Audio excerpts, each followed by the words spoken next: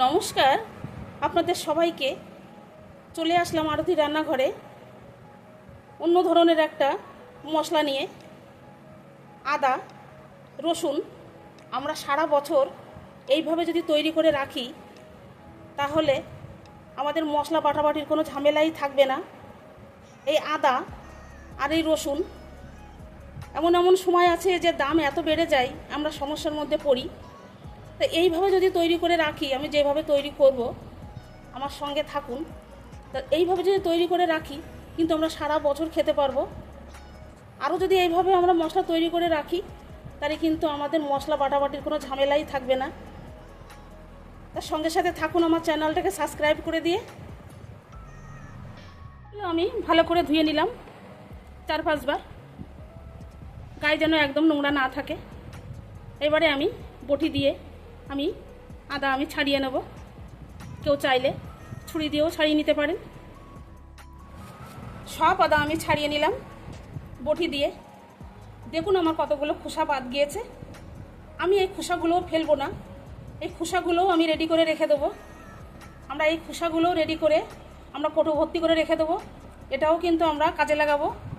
তার সঙ্গে সাথে থাকুন। আদা যখন কম দাম থাকে তখন আপনারা এইভাবে তৈরি করে রেখে দেবেন সারা বছরের জন্য, মশলা বাটাবাটির কোনো ঝামেলাই থাকবে না। তার সঙ্গে সাথে থাকুন। আমি এই গ্রেটার দিয়ে গ্রেট করে নেব, দেখতে থাকুন। সব আমি গ্রেট করে নিলাম। এইভাবে পাতলা করে নেড়ে দিতে হবে।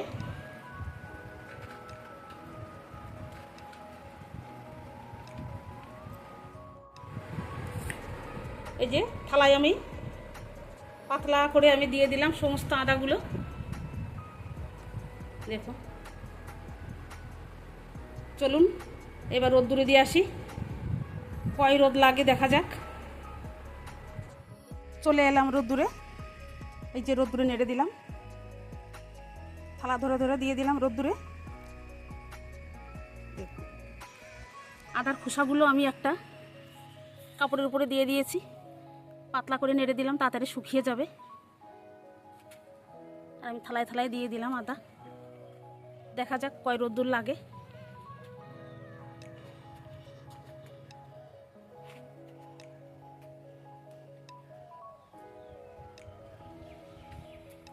দেখুন বন্ধুরা, আমার ছাদ বাগান, এটা উচ্ছে গাছ।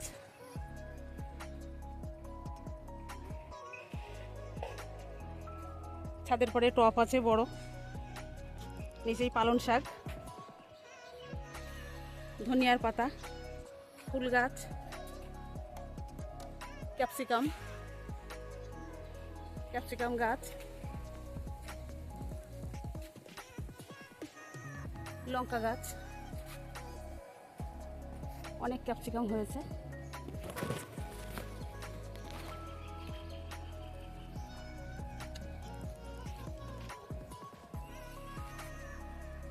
বেগুন গাছ, ফুল গাছ, দেখুন সবেদা গাছ, সবেদা হয়েছে, প্রচুর ফুলও এসছে।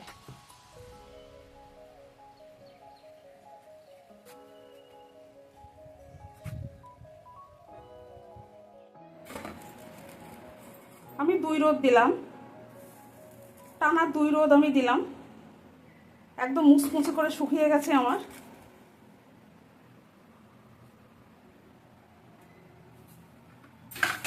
খোসাটাও শুকিয়ে গেছে।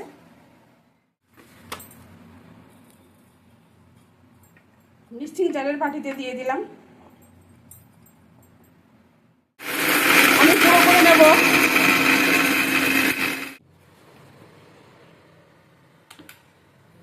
দেখুন কেমন গুঁড়ো হয়েছে।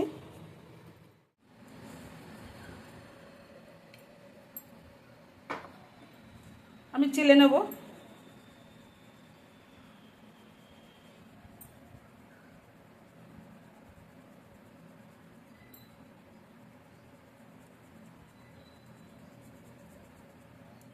দেখুন আমি সমস্ত আদাগুলো গুঁড়ো করে নিলাম। দেখুন খুব সুন্দর গুঁড়ো হয়েছে। যখন রান্না করবেন সমস্ত গুঁড়ো মশলা জলের মধ্যে দিয়ে দেবেন। জিরের গুঁড়ো তো পাওয়াই যায় কিনতে, জিরের গুঁড়ো, আদার গুঁড়ো, লঙ্কার গুঁড়ো সব কিছু জলের মধ্যে দিয়ে পেস্ট করে নিয়ে গুলে নিয়ে তেলের পরে দিয়ে দেবেন। কারণ আদা যখন দাম বেশি থাকে তখন তো খুবই অসুবিধার মধ্যে পড়তে হয়। দেখুন, এইভাবে তৈরি করে রেখে দেবেন। এইবারে আমি একটা কোটোর মধ্যে ভরে রেখে দেবো সারা বছর খাওয়ার জন্য। এই খোসাও আমি বেশি মিহি করব না, চাটা যখন করব এর ভিতরে তো আর আদা নেই, খোসাতে আর কতটুকু ঘ্রাণ থাকবে, তার জন্য আমি একটুখানি ব্লেন্ড করে নেব। দেখুন, বেশি মিহি করলাম না বা আমি চেলেও নেব না, এইভাবে আমি রেখে দেবো। যখন চা করব তখন 1 চামচ করে দিয়ে দেবো। এইভাবে আমি কোটোয় করে রেখে দেবো। বা যখন আমরা অনেক সময় দারচিনি, এলাচ, লবঙ্গ, গোলমরিচ আমরা জল ফুটিয়ে খাই কাশি টাশি হলে, তখনও আমি 1 চামচ করে দিতে পারি। আদা রোদ্দুরে দিয়ে আমি গুঁড়ো করে নিলাম। এবারে রসুনগুলো আমি ছাড়িয়ে নিলাম। আমি ভালো করে ধুয়ে নেব। ধুয়ে নিয়ে আমি শিলে আদা বাটা করে নেব। কেউ চাইলে মিক্সিতেও ব্লেন্ড করে নিতে পারেন, তার সঙ্গে সাথে থাকুন। দেখুন, রসুন আমি আদা বাটা করে নিলাম। এইবারে একটু হলুদ দেব। হলুদ দিলে ভালো থাকবে, তার জন্য একটু হলুদ দিলাম। দেব একটু পরিমাণ মতন লবণ। মশলাটা যখন আপনারা কাজে খাটাবেন, সে মাংসেই হোক আর মাছেই হোক, এতে যে লবণ দেওয়া থাকলো সেটা একটু বুঝে শুনে দিতে হবে। একটা প্যানে আমি তেল দিয়ে দিয়েছি, সরিষার তেল। তেলটা আমার গরম হয়ে গেছে। এইবারে আমি রসুনটা দিয়ে দেবো তেলের পরে।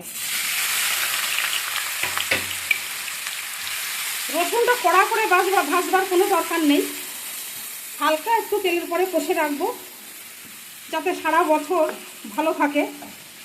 বাইরে রাখলে রোদ্দুরে দেবেন, আর যদি ফ্রিজে রাখেন তাহলে রোদ্দুরে দেওয়ার কোনো দরকার নেই। আমি তেল দিয়ে নুন দিয়ে কষে রেখে দেবো, বেশি ভাজার দরকার নেই।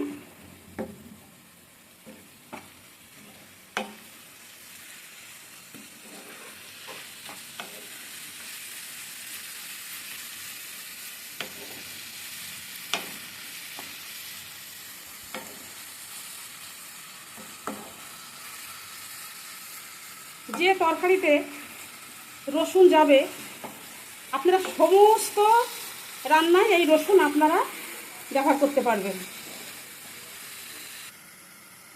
বেশি ভাজবার দরকার নেই। আমি এই যে হালকা একটু কষে নিলাম তেলে, আমার রেডি হয়ে গেছে। এইভাবে মাংসের মশলা টশলা যদি আপনারা যখন করবেন, সমস্ত গুঁড়ো মশলা, একটু রসুন পেস্ট, একটু আদার গুঁড়ো একবারে তেলের মধ্যে দিয়ে কষে নেবেন, তাহলে আর বাটাবাটি ঝামেলা থাকবে না। রেডি হয়ে গেছে। রেডি হয়ে গেল আমার রসুনের পেস্ট। এইদিকে আদার গুঁড়ো কিভাবে করলাম তো দেখলেন। এইভাবে তৈরি করে রাখবেন সারা বছর খাওয়ার জন্য। যখন মাংস রান্না করবেন, গোটা গরম মশলা, তেজপাতা ফোড়ন দিয়ে পেঁয়াজ ভেজে নেবেন। দিয়ে একটা বাটির মধ্যে একটু পরিমাণ মতন রসুন পেস্ট, আদার গুঁড়ো, পরিমাণ মতন নুন, হলুদ, জিরের গুঁড়ো, ধনিয়ার গুঁড়ো, লঙ্কার গুঁড়ো সে জলের মধ্যে দিয়ে একটা চামচি দিয়ে গুলে নিয়ে পেঁয়াজের পরে ঢেলে দিয়ে কষে নিয়ে মাংস দিয়ে দেবেন, হয়ে যাবে রান্না। আর যখন দাম কম থাকবে, রসুন আর আদা এইভাবে তৈরি করে রাখবেন সারা বছর খাওয়ার জন্য।